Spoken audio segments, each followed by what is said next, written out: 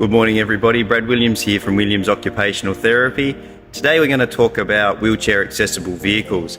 We're very lucky today to have access to the Freedom Motors Australia van, and we'll go through some of the features of this van so you can make a good decision when it comes to picking and choosing a company to do your wheelchair conversion.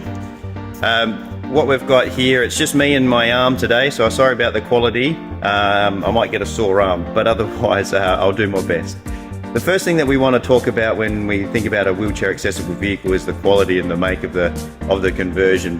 The floor there has been channeled out, and a new floor has been put in to be able to lower the wheelchair down to the sitting height of a normal chair. So you're not sitting in the back of a hire car with your head banging against the roof. So cars that are front wheel drive can have this done. When I say cars, I mean vans. So your Kia Carnivals, your Honda Odysseys, little Kia Souls can have it done as well. Those type of vehicles, Toyota Tarago as well, they can all be done to have the floor lowered out. If you don't have the floor lowered out, it's a rear wheel drive one, and it's things like a Hyundai iMax or Mercedes Vito. Those type of vans don't have the floor lowered. They're a rear wheel drive car. They can't have it done. So some of the things to look out for. The first thing is the quality of the build. If you can stand on that floor there and you can bounce up and down and you feel the floor wobble, it's made of a low quality steel across the bottom there. Also, you want to think about how it's put together. Is it just riveting? Is it riveting and glue? Is it going to stand up to the test of time? You want the floor of this to outlast the car itself. The other thing to look at is the quality of the seal. This seal here can let in air and dust and water, and you want to make sure that you have a look inside of any vehicles to make sure that you can't see any dust or residue inside the vehicle. It's really important because you don't want your passenger in the back rows to be hearing any extra noise. So always ask to go out for a drive in the car wherever possible and listen out for any noise or air leaks coming in through the back. The next thing to think about is where is the person going to be seated. So in this one here, we've got the floor channeled right through to behind the driver's seat. That is called a family conversion that goes right through to the middle of the car, so the person in the wheelchair feels part of the family. Alternatively, they can be positioned back here in the third row of the vehicle, and that means you get to retain the 3 seats across the middle of the car. If you go right through to the middle, then the seats are going to be altered inside the vehicle. So these 2 passenger seats here in the middle row have been made slightly narrower and been slightly pushed out to the side to be able to get the wheelchair in through the middle here. The issue is that the gap here is still only 600 mils wide. So if you've got a larger chair, like an electronic wheelchair, or slightly wider with push rims on the side, it's going to have a bit of a struggle to fit in there. So it might be that you only have one chair and the other chair's removed, and you come in and slightly off center. The gap on the floor is actually 800 wide. So that makes it a bit difficult to get right through to the middle. So taking out that row there. The alternative is this thing here. This is the fold out rear seat, so that we could remove the 2 seats in the middle row. The person in the wheelchair can go right through to the middle, and then this chair here can actually fold down and give you 2 seats in the back of the vehicle once the wheelchair's in.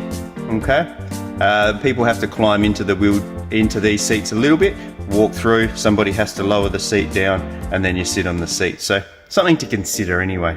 But if your wheelchair is a little bit wider than 600 mils, then it's really going to be a negotiation in regards to seats, or sitting in the third row back here in the back of the vehicle and not sitting up as close to the front, as long as the wheelchair is not wider than 800 mils. Some of the features that we want to consider is how is the wheelchair docked into the car. So if you've ever been in an access cab, they use tie downs, which are these things.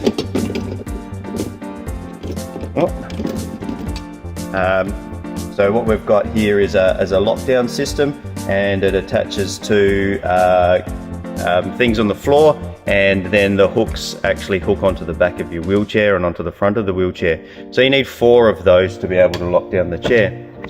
One of the other things to consider as an alternative is what we call the Freedom dock in this car. Other companies have their own docking systems, and what it is it's a docking station on the floor, and they put a crossbar across the bottom of your wheelchair. Now, this has been put onto a folding wheelchair just as a display vehicle, but if you actually had a folding wheelchair and you wanted to keep that as a folding option, then the Freedom dock's not going to be for you, because what it does is it prevents the chair from being folded.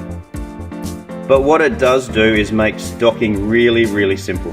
What you get over here is a little button, and you press that, and what it does is it unlocks the car, this wheelchair from the car.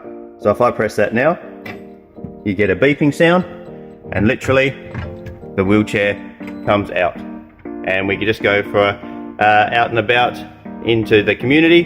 When we come back, it's as easy as pushing forward, and try and get a good view for you, locking into place, and that's it. That's as simple as, and that's all you need to do. Putting the brakes on is what we advise on the wheelchair to stop any extra rocking around, but that's as hard as it is to put the wheelchair in. There's a seat belt here to put on and around to lock into the device down here to give full protection, and we always recommend that you use a wheelchair with a headrest, or we can actually have a folding headrest put. So we've just gone through the wheelchair docking into the back of the wheelchair accessible vehicle. The last thing that we really want to touch on is, once you've got the wheelchair into place, is about the ramp system itself. So the ramp system is a 1 in 4 gradient to go up and down with ease, but if you struggle with that, at the front of this vehicle on display is a winch system, and what it does is it actually tows the wheelchair up into place. So that's an alternative as well, to make it as easy as possible to be able to get the person into the car. Hook the 2 hooks onto the front of the car, wind it in on the winch, and that's it for docking on this front of the wheelchair, and then you can put a couple of hooks on the back to lock it down to the markers on the floor there, or you can use the Freedom dock that you can see in place. For the ramp, it's you can either have a manual ramp that you lift up and down, or as it is in this case, you can have an electric ramp. So the button here, pressing up or down, is as simple as it gets. So if we just press up, we can shut up the vehicle. So I've pressed that, the ramp is actually coming up, and I can make sure that it all goes up and is secure. I'll be able to go around and put a child in a seat, and then come back, and then it's as simple as shutting the boot. Now that can be all automated on a remote control. So if you're somebody who wants to drive from your wheelchair, that channel can be taken all the way through to the front, or we can put in a self-transfer seat, a seat that comes back from the steering wheel, twist to the side, and you transfer from your wheelchair into the seat, and then go up into the steering wheel. And all of this can be automated. So on a remote control, the ramp comes up by press of a button, and the boot shuts by a press of a button. Some things to really consider if you are looking to drive yourself and have a family type car and not a big van, a van that's a bit more like a utility, because the quality and feel inside the car is extremely different. The lining of a car, of a family conversion car, adds comfort and noise reduction. You get air conditioning through to the back, but you also get those extra seating options for you and your family. That's it for me. Thanks very much for listening. I hope this has been insightful for you and choosing a wheelchair accessible vehicle. If you'd like any more information, or you need an occupational therapy assessment for any funding reasons for you and your family and a wheelchair accessible van, then please let us know, and we'll be more than happy to help. Thanks for listening.